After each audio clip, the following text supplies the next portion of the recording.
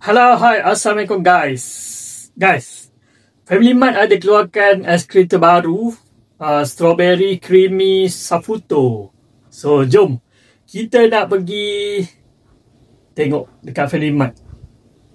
Kita nak try aiskrim baru daripada Family Mart.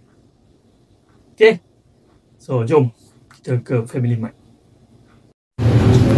Sedap yang strawberry creamy.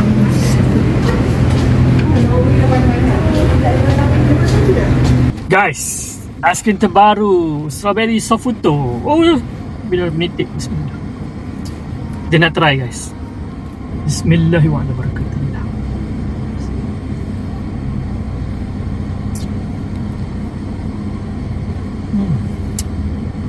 Sedap. Dia bukan macam yogurt ke apa tau.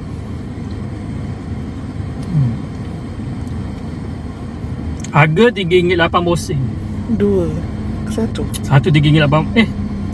Berapa? RM3.8 kan? Dua kan? Lupa dah harga dia berapa. Mana tahu resep dia. Dapatkan di Family Mart berdekatan dengan rumah korang. Dua, RM3.8. Satu. Lepas tu dia ada satu lagi lavender punya tadi. Tapi dia kata lavender punya masam. Itu pun belum try lagi.